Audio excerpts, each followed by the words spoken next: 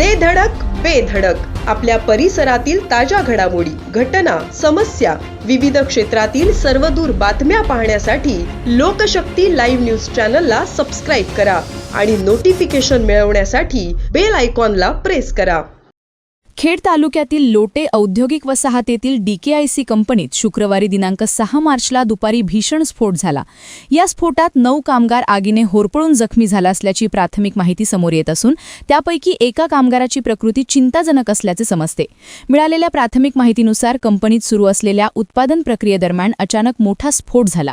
स्फोटाचा आवाज इतका तीव्र होता की परिसरातील इतर कारखान्यांनाही त्याचे जोरदार हादरे बसले.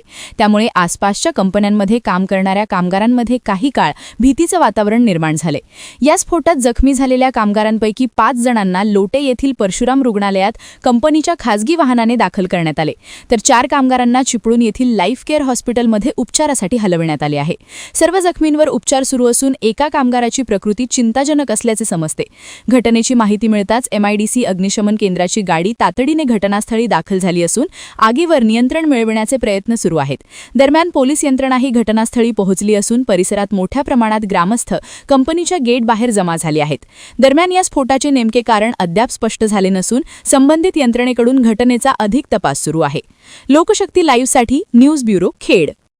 अशाच सच्चाई दर्शवणाऱ्या बातम्या पाहण्यासाठी लोकशक्ती लाईव्ह न्यूज चॅनलला लाईक करा, शेअर करा आणि सबस्क्राईब करा.